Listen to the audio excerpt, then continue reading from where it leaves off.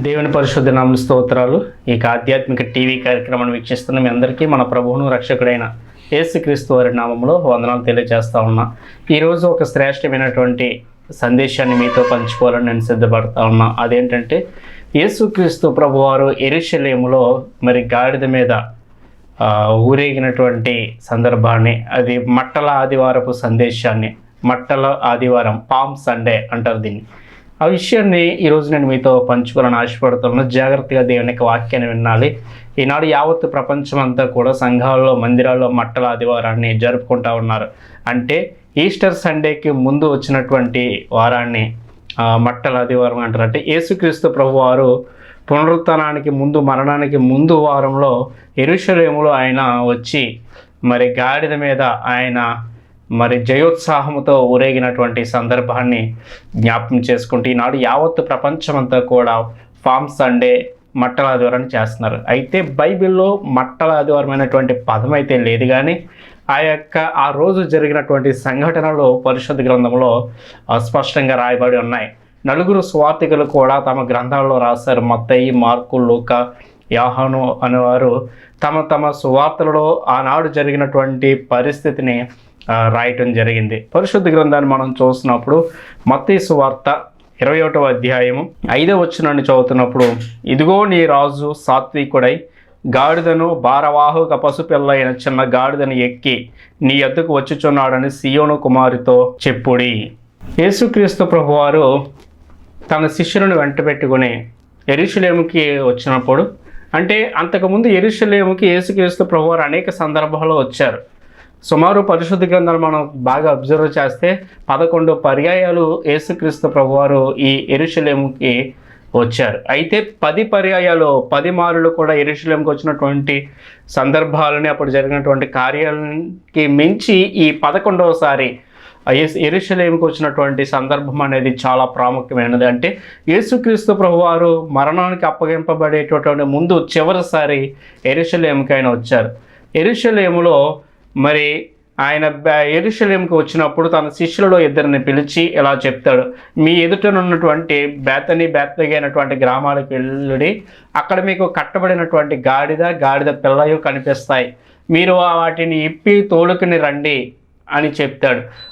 మీరు ఎవరైనా ఎందుకు ఇలా చేస్తున్నారని అడిగినప్పుడు, ఇది ప్రభువునకు కావాల్సినది అని చెప్పండి, అప్పుడు వారు విడిచిపెడతారని చెప్పినప్పుడు తమ యేసుక్రీస్తు ప్రభు యొక్క శిష్యులు ఆయన చెప్పినటువంటి విషయం ప్రకారం, ఆయన చెప్పిన మాటను బట్టి వారు యెరూషలేము నుండి బేత్ఫగే గ్రామాలకు వెళ్ళినప్పుడు అక్కడ వారికి కట్టబడినటువంటి గాడిద పిల్లలు కనిపిస్తాయి. యేసుక్రీస్తు ప్రభు వారు ఏమైతే చెప్పారో ఆ విధంగానే అక్కడ ఒక గాడిద పిల్లలు కనిపిస్తాయి.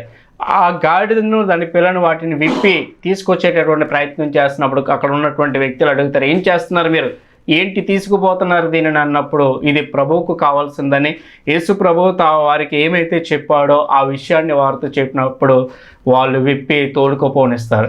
అలా యేసుక్రీస్తు ప్రభు దగ్గరికి ఆ గాడిద పిల్లను తీసుకొచ్చి దాని మీద బట్టలు పరిచినప్పుడు యేసుక్రీస్తు ప్రభు వారు దాని మీద కూర్చుండి యెరూషలేములో మరి ఆ ప్రాంతమంతా కూడా తిరుగుతున్నప్పుడు యెరూషలేము ప్రజలందరూ కూడా అక్కడికి వస్తారు. యెరూషలేములో ఉన్నటువంటి సమస్త మానవ జాతి అంతా కూడా అక్కడికి వచ్చేసి యేసుక్రీస్తు ప్రభు ఊరేగుతున్నటువంటి టైంలో వారు చేసినటువంటి పనులు ఏంటంటే, ఒకటి తమ బట్టలు పరుస్తారు.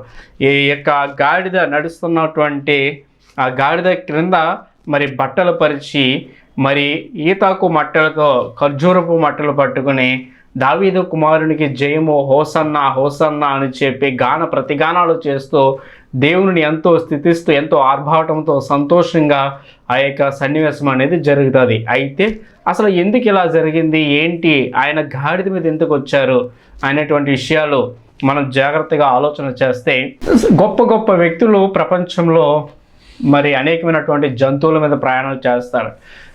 అయితే యేసుక్రీస్తు ప్రభువారు గాడిద మీద ఎందుకు ప్రయాణం చేశారు అనేటువంటి విషయాన్ని మనం ఆలోచన చేస్తే, సాధారణంగా చాలా ఉన్నతమైనటువంటి వ్యక్తులు, రాజులు, మరి బాగా ఉన్నటువంటి పేరు ప్రఖ్యాతులు గాంచినటువంటి వ్యక్తులు ఒకవేళ ఒక జంతువు మీద ప్రయాణం చేయాలని అంటే కనుక మొట్టమొదటి వాళ్ళు ఎంచుకునేటటువంటిది గుర్రమై ఉన్నది. చాలామంది గుర్రాల మీద ప్రయాణం చేస్తారు. అలాగనే ఇంకా మనం చూస్తున్నప్పుడు ఒంటెల మీద ప్రయాణాలు చేస్తారు చాలామంది. ఇంకా మనం చూస్తున్నప్పుడు ఏనుగుల మీద కూడా ప్రయాణాలు చేస్తారు, ఎడ్ల బండ్ల మీద ప్రయాణాలు చేస్తారు. కానీ యేసుక్రీస్తు ప్రభువారు గాడిద మీద ప్రయాణం చేయడానికి గల కారణం ఏంటి? ఎందుకు యేసుక్రీస్తు ప్రభువారు గాడిద మీద ప్రయాణం చేశారు అనేటువంటి విషయాలు మనం ఆలోచన చేసినట్లయితే, భక్తుడైనటువంటి జకర్యా తన గ్రంథంలో యేసుక్రీస్తు ప్రభు గురించి ఈ విషయాన్ని ప్రస్తావిస్తూ ప్రవచించారు. యేసుక్రీస్తు ప్రభు 33.5 సంవత్సరాలు ఆయన భూమి మీద జీవించినప్పుడు ఆయన అనేకమైనటువంటి కార్యాలు చేశారు. ఆయన జననం కానించి మరణ పునరుత్థానం వరకు ఆయన జీవితంలో జరిగినటువంటి సన్నివేశాలు అనేకములు కూడా పాత నిబంధనలో ప్రవచనాలుగా చెప్పబడ్డాయి. అలా ఆయన గురించి చెప్పబడినటువంటి ప్రతి ప్రవచనం కూడా తగిన కాలాన్ని అది నెరవేర్పులోనికి వచ్చింది. ఏది కూడా మరి పెండింగ్ లేకుండా, వాయిదా లేకుండా యేసుక్రీస్తు ప్రభు వారి జీవితంలో ప్రతి ప్రవచనం కూడా నెరవేరింది. పాత నిబంధనలో ఆయన యేసుక్రీస్తు ప్రభు గురించి చెప్పబడినటువంటి ప్రతి ప్రవచనం కూడా ఆయన జీవితంలో నెరవేరినట్లుగా మనం చూస్తాం. ఆయన జననం, ఆయన జీవితం, ఆయన చేసే అద్భుతాలు, ఆయన మరణం, ఆయన పునరుత్థానం, అలాగే రెండవ రాకడ గురించి కూడా ప్రవచనాలు పరిశుద్ధ గ్రంథంలో మనం చూస్తాం.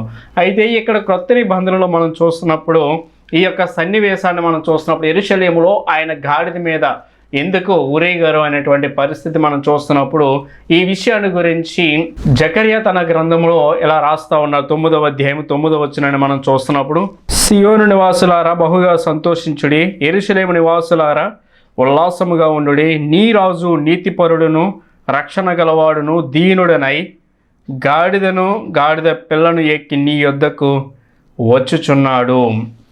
యేసుక్రీస్తు ప్రభు గురించి ఆయన యెరూషలేములో గాడిద మీద చేసేటటువంటి ఆ ప్రయాణమును గురించి 700 సంవత్సరాల క్రితమే జకర్యా తన గ్రంథంలో ప్రవచించారు. ప్రవచించబడింది కనుకనే ఇది ఆ విధంగా మరి జరిగినట్లుగా మనం చూస్తాం. ఇంకా మనం చూస్తున్నప్పుడు యేసుక్రీస్తు ప్రభువారు ఆనాడు యెరూషలేములో ఆయన గాడిద మీద ఊరేగుతున్నటువంటి సందర్భంలో జరిగినటువంటి పరిస్థితి మనం చూస్తున్నప్పుడు మొట్టమొదట వాళ్ళు ఏం చేశారంటే వస్త్రాలు పరిచారు. గాడిద నడుస్తున్నటువంటి టైంలో ఆ వస్త్రాలను పరిచారు.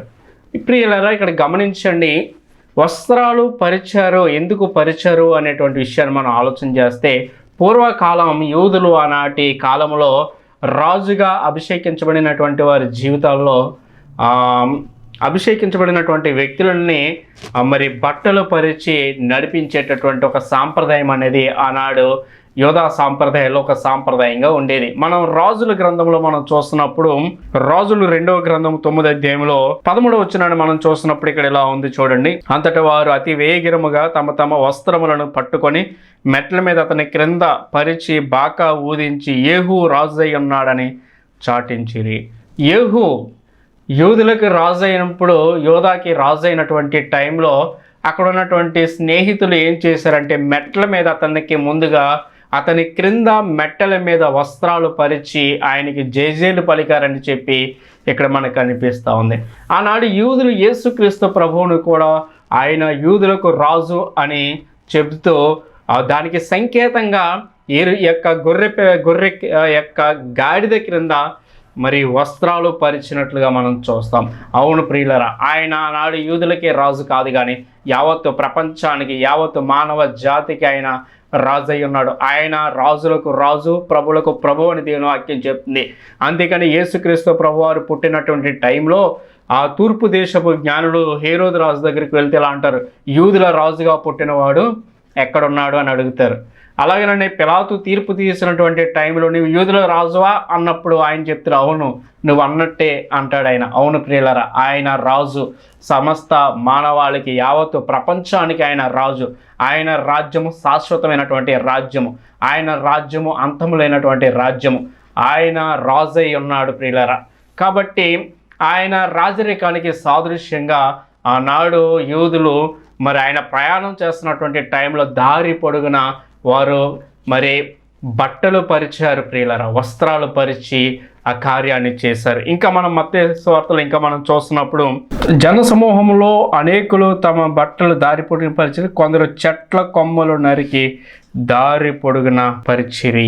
యేసుక్రీస్తు ప్రభువారు గాడిద మీద వస్తున్నారంటే దానికల్లా సంకేతం ఏంటంటే ఆయన విజయోత్సాహంతో వస్తున్నాడు, సంతోషకరమైనటువంటి సమాధానానికి సాదృశ్యంగా ఉంది. ఆయన సమాధానానికి గుర్తుగా ఆయన గాడిద మీద వస్తున్నాడు. పిల్లలు, ఒక వ్యక్తి గాడిద మీద ప్రయాణం చేసి వస్తున్నాడంటే అతను ఒక సమాధానకరమైనటువంటి పరిస్థితిని ఎరిగి వస్తున్నాడని, ఒక సమాధానకరమైనటువంటి వార్తను తీసుకొస్తున్నాడని ఆనాడు ఒక సంకేతంగా ఉండేది. అవును ప్రియులరా, ఆయన శాంతి సమాధానాలకు కర్త అయి ఉన్నాడు. కాబట్టి ఆయన ఆశ్చర్యకరుడు, ఆలోచనకర్త, బలవంతుడైన దేవుడు, నిత్యుడగు తండ్రి, సమాధానకర్తని యేసుక్రీస్తు ప్రభు గురించి ముందుగానే ప్రవచించబడినట్లుగా ఆయన సమాధానానికి కర్తగా ఆయన గాడిద మీద ఎక్కి వస్తున్నట్లుగా మనం చూస్తాం. అయితే గాడిద అనేటువంటి జంతువుని ఎందుకు దేవుడు తీసుకున్నాడంటే గాడిదలో కొన్ని లక్షణాలు ఉన్నాయి. ఒకటి, మనం చూస్తున్నప్పుడు గాడిద డెక్కలు చేరనటువంటి జంతువు కనుక అది అపవిత్రమైనది. మనిషి కూడా అపవిత్రుడే, మనిషి కూడా పాపి. ఎవరో పాపం చేయనటువంటి వారు ఎవరో లేరు. పరిశుద్ధుడు లేడు, ఒక్కడును లేడు. అందరూ పాపము చేసి దేవుడు అనుగ్రహించే మహిమను పొందలేకపోతున్నారని దేవుని వాక్యం చెప్తుంది. మనిషి పాపి, జన్మ తరహా, కర్మ తరహా మరి మనిషి పాపి అయి ఉన్నాడు.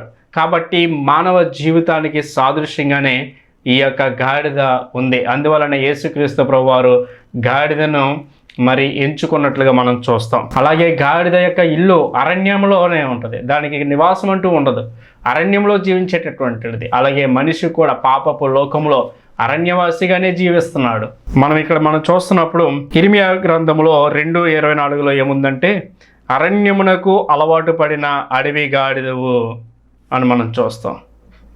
అరణ్యమునకు అలవాటు పడి మానవుడు కూడా లోకములో అలాగే ఉన్నాడు. ఇంకా మనం చూస్తున్నప్పుడు ఏముంటుందంటే, యోబు గ్రంథము 39:5 ఏముంటుందంటే, అడవి గాడిదను స్వేచ్ఛగా పోనిచ్చిన వాడెవడు, అడవి గాడిద కట్లను విప్పిన వాడెవడు, అరణ్యమునకు దానికి ఇల్లుగాను, ఉప్పు పర్రను దానికి నివాస స్థలముగాను నియమించితివి.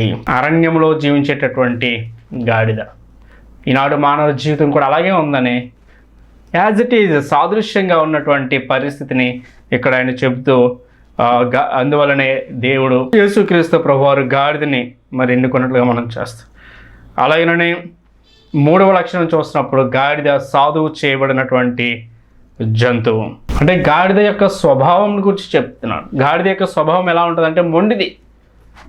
గొర్రె అనేది సాధువు జంతువే, కానీ గాడిద సాధువు జంతువు కాదు, అది మొండిది, అది మాట వినదు, లోబడదు. అలాగనే ఈనాడు మానవుడు కూడా అలాగే ఉన్నాడు. దేవుడి మీద తిరుగుబాటు చేస్తూ మరి దేవుడిని తిరస్కరించేటటువంటి వాడిగా ఉన్నాడు. అలాగే గాడిద మేత మేసేది పర్వత పంక్తుల్లో, కొండల్లో ప్రయాణం చేస్తుంది. అలాగేనని మానవుడు కూడా దేవుని సన్నిధిని కాదని ఏమీ దొరకనటువంటి లోకంలో ఆయన తిరుగుతూ ఉన్నాడు. అలాగే మన గాడిద కట్టబడినటువంటి స్థితిలో ఒక బంధకంలో ఉంది, కట్టబడి ఉంది ఆ గాడిద. అలాగే ఈనాడు మానవుడు కూడా సాతాను బంధకాల చేత, పాపపు కట్ల చేత, రోగపు కట్ల చేత, ఇంకా మనం దెయ్యపు కట్ల చేత, దురాలవాట్లైనటువంటి కట్ల చేత, మరణకరమైనటువంటి కట్ల చేత ఆయన బంధించబడినప్పుడు ఆనాడు యేసుక్రీస్తు ప్రభువారు గాడిదను ఏ విధంగా అయితే మరి విడిపించాడో, అలాగనే మానవులైనటువంటి నిన్ను నన్ను మనందరినీ కూడా విడిపించడానికి ఆయన ఈ భూమి మీదకి వచ్చాడు. అయితే యేసుక్రీస్తు ప్రభువారు ఈ విధంగా విడిపించడానికి ఆయన వచ్చినటువంటి పరిస్థితిని మనం చూస్తాం. అలా ఎప్పుడైతే యేసుక్రీస్తు ప్రభువారు గాడిద మీద వస్తారో, వారు మొదటగా బట్టలు పరిచారు. అది రాజరికానికి సాదృశ్యంగా ఉంది. ఇక వారు చేసినటువంటి రెండో పని ఏంటంటే, చెట్ల కొమ్మలతో మరి దారి పొడిగిన పరిచి దావీదు కుమారునికి జయము హోసన్నా అని చెప్పి వారు అన్నారు. హోసన్నా అంటే ఇప్పుడే మమ్మల్ని రక్షించు ప్రభువా అని అర్థం. అంటే సేవ్ మీ నౌ, ఇప్పుడే నన్ను రక్షించు, నన్ను కాపాడు ప్రభువా అని దానికి అర్థమైంది. ఖర్జూరపు మట్టలు పట్టుకుని యోహాను సువార్త 12:13 ఏముందంటే, ఖర్జూరపు మట్టలు పట్టుకుని ఆయన ఎదుర్కొనబోయి జయము ప్రభు పేరట వచ్చుచున్న ఇశ్రాయేలు రాజు స్తుతింపబడిన గాక అని కేకలు వేసిరి. ఖర్జూరపు మట్టలు పట్టుకుని, ఖర్జూరపు మట్టలు సంతోషానికి, జయోత్సాహానికి సాదృశ్యంగా ఉన్నాయి. కాబట్టి అలాంటి ఖర్జూరపు మట్టలు పట్టుకుని యేసుక్రీస్తు ప్రభు వారిని జయము హోసన్నా హోసన్నా అని చెప్పి ఆయనను స్తుతించి పొగిడినట్లుగా మనం చూస్తాం. లేవియాకాండము 23:40 మొదటి దినమున మీరు దబ్బ పండ్లను, ఈత మట్టలను, గొంజి చెట్ల కొమ్మలను కాలువల యొద్ద నుండి నిర్వంచి చెట్లను పట్టుకొని 7 దినములు మీ దేవుడైన యెహోవా సన్నిధిని ఉత్సహించుచుండ వలెను. ఇదివరకే రాయబడి ఉన్నటువంటి సంఘటన. లేవియా కాండంలో కూడా మనం అలాంటి పరిస్థితిని మనం చూసాం. ఈ యొక్క ప్రస్తావనని నలుగురు స్వార్థికులు రాశారు. మత్తయి సువార్తలో మరి 21వ అధ్యాయము 1 నుండి 11 వచనాలు, అలాగే మార్కు సువార్త 11వ అధ్యాయం 1 నుండి 11 వచనాలు, లూకా సువార్త 19వ అధ్యాయం 28 నుంచి 42 వచనాలు, అలాగే యోహాను సువార్తలో 12వ అధ్యాయంలో 12, 13, 14, 15 వచనాల్లో కూడా ఈ విషయాన్ని రాస్తున్నట్లుగా మనం చూస్తాం. కాబట్టి యేసుక్రీస్తు ప్రభు యొక్క యెరూషలేములో ఆయన ప్రయాణం చేసినటువంటి పరిస్థితి, ఆయన మరణానికి ముందు విజయోత్సాహంతో ఆనాడు యూదులు యేసుక్రీస్తు ప్రభువుని జయోత్సాహంతో హోసన్నా అని చెప్పి దారి పొడిగిన బట్టలు పరిచి గాడిద మీద మరి ఊరేగించినట్లుగా మనం కనిపెడతా ఉంది. ప్రభునందు ప్రియా దేవుని బిడ్డలారా, ఈ సన్నివేశం ద్వారా, ఈ యొక్క మరి సంఘటన ద్వారా నీ ఆత్మీయ జీవితానికి ఉపయోగకరమైనటువంటి పరిస్థితి ఇక్కడ ఏంటి మనం ఆలోచన చేయాలంటే గమనించండి. ఆనాడు పాపపు బంధకాల చేత కట్ల చేత ఉన్నటువంటి గాడిద పిల్లను యేసుక్రీస్తు ప్రభువారు విడిపించినప్పుడు ఆ గాడిదకు విలువ మరి అంతకుముందు లేనటువంటి విలువ ఘనత వచ్చాయి. యేసుక్రీస్తు ప్రభువుని ఎప్పుడైతే అది చేర్చుకున్నదో అరణ్యములో తిరిగేటటువంటి గాడిద, మరి కొండలలో తిరిగేటటువంటి గాడిద, మరి సమాజంలో యెరూషలేము వీధుల్లో బట్టల మీద మరి నడిచినట్లుగా మనం చూస్తున్నాం. కాబట్టి ఈనాడు యేసుక్రీస్తు ప్రభువారు బంధింపబడినటువంటి ఆ గాడిదని ఎలా అయితే విమోచించాడో ఈనాడు మానవ జాతిని కూడా ఆయన విమోచించడానికి భూమి మీదకి వచ్చాడు. ఆయన రాజు, అలాగే మన విమోచకుడై ఉన్నాడు. ఆయన మనల్ని విమోచించడానికి వచ్చాడు. ఆయన మనల్ని రక్షించడానికి వచ్చాడు. ఆయన మనల్ని కాపాడడానికి వచ్చాడు. ఆయన పాపపు సంఖ్యల నుండి, బానిసత్వాల నుండి విడిపించి రక్షించుకోవడానికి ఆయన భూమి మీదకి వచ్చాడు. ప్రియులారా, ఒక సందేశంగా ఈ యొక్క కట్టబడినటువంటి గాడిదవు నీవే నేనే. ఈనాడు నువ్వు ఏ బంధకాల్లో కట్టబడి ఉన్నావో, ఏ అవిధేయతలతో కట్టబడి ఉన్నావో, ఏ కష్టాలు శ్రమలతో నువ్వు బంధించబడి కట్టబడి ఉన్నావో నాకైతే తెలియదు. కానీ ఇదిగో నా ప్రభువు ఆనాడు ఆ గాడిదని విడిపించినట్లుగా ఈనాడు నిన్ను కూడా విడిపించడానికి ఆయన సిద్ధంగా ఉన్నాడు. నువ్వు నమ్మి విశ్వసిస్తే నీ జీవితంలో మరి అలాంటి విడుదలను, విమోచనను ఆయన నీకు కలుగజేస్తాడు. అయితే ఈ గాడిద ఎందుకు ఇంకా మనం చూస్తున్నప్పుడు పాత నిబంధన కాలంలో ఈ గాడిదను గూర్చి ఏముంటుందంటే నిర్గమాకాండం 13వ అధ్యాయము 13వ వచనాన్ని మనం చూస్తున్నప్పుడు ప్రియులారా ఒక మాట చూడండి ఒకసారి. 13వ అధ్యాయం 13వ వచనం, ప్రతి గాడిద తొలిపిల్లను వెల ఇచ్చి విడిపించి దానికి మారుగా గొర్రె పిల్లను ప్రతిష్ఠింపవలను, అట్లు దానిని విడిపించని ఎడల దాని మెడను విరగదీయవలను. ఇక్కడ నిర్గమాకాండంలో మనం చూస్తున్నాం. ఇక్కడ ఏమంటున్నాడంటే ప్రతి గాడిద తొలిపిల్లను వెల ఇచ్చి విడిపించి దానికి మారిగా గొర్రె పిల్లను ప్రతిష్ఠింపవలను. గాడిదకు పుట్టినటువంటి తొలిపిల్లను బలవ్వాలి, లేదా దాన్ని విడిపించాలంటే దానికి ప్రతిగా ఏం చేయాలంటే గొర్రె పిల్లని ప్రతిష్ఠించాలంట. అట్లు చేయకపోతే మాత్రం ఏం చేయాలంటే గాడిదను మరి దాని మెడను విరిచి సముద్రంలో మరి పడేయమని చెప్పి ఇక్కడ మనం చూస్తున్నాం.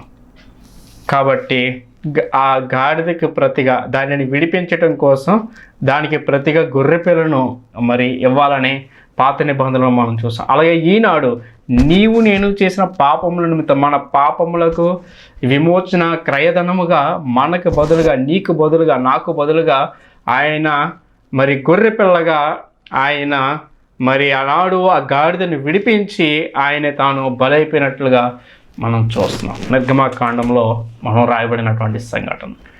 కాబట్టి గాడిదగా ఉన్నటువంటి నీవు నేను బంధకాల్లో ఉన్న దేవుడు మనల్ని విడిపించాడు. బలి కావాల్సినటువంటి మనకి బదులుగా ఆయన తనకు తానుగా బలయ్యి సిలువలో తన రక్తాన్ని చిందించి ప్రాణం పెట్టి మరి ఆ వెల ఇచ్చి ఆయన మనల్ని విమోచించుకున్నాడు, కొనుక్కున్నాడు. కాబట్టి అనేకమైనటువంటి విషయాలు ఈ యొక్క మట్టల ఆదివారానికి సంబంధించి ఉన్నాయి. ఈనాడు యావత్ ప్రపంచం అంతా చేస్తున్నారు. కానీ వాక్యాన్ని మనం తెలుసుకోవాలి.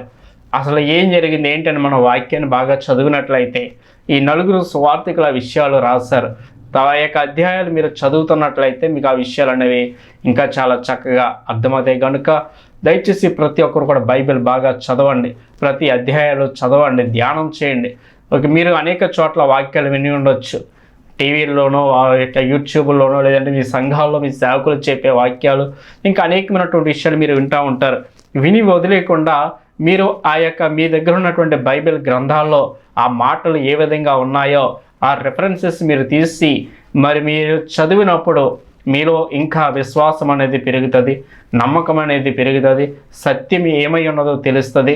ఒకవేళ మీ దైవజనులు మీకు చెప్పినది కరెక్టో కాదో, బైబిల్ అలా ఉందో లేదో మీకు మీరుగా పరిశీలన చేసి మీరు తెలుసుకోవచ్చు. కాబట్టి మరి ప్రతి ఒక్కరూ బైబిల్ చదివితే ఆనాడు జరిగినటువంటి మట్టల ఆదివారపు సందేశమే కాదు, ఇంకా అనేక సందేశాలు, అనేక విషయాలు బైబిల్లో మనం తెలుసుకోవచ్చు. కాబట్టి నేను మీకు తెలియచేస్తున్నటువంటి విషయం ఏంటంటే బైబిల్ బాగా చదవండి, దేవునికి మహిమకరంగా జీవించాలని ప్రభు పేట నేను మీకు తెలియచేస్తా ఉన్నా. ప్రార్థన చేసుకుందాం.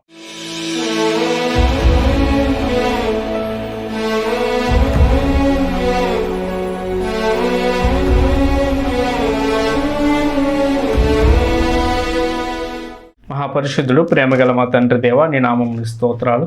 ఇంతవరకు కనికరించి నీ దేలో కాపాడి ఇచ్చిన సమయాన్ని బట్టి ఇస్తారు. మట్టల ఆదివారం గురించి ఆనాడు యెరూషలేములో ప్రభువా కట్టబడినటువంటి గాడిదను విడిపించి దాని మీద మీరు నడిచినప్పుడు ప్రభువా నాడు యూదులు బట్టలు పరిచి ఏతాకు మట్టలతో ప్రభువా నిన్ను జయోత్సాహాలతో హోసన్నా హోసన్నా అని చెప్పి దాంతో అద్భుతంగా నిన్ను ఆరాధించారు. ప్రభా సన్నివేశాన్ని ఈరోజు వర్తమానంలో విన్నాం. నిజమే, ఈనాడు మేము కూడా నేను పాపపు బంధకాల్లో ఆ కట్టల చేత ప్రభా ఆ గాడిద ఏ విధంగా అయితే కట్టబడిందో మేము కూడా అలాగనే కట్టబడి ఉన్నాం.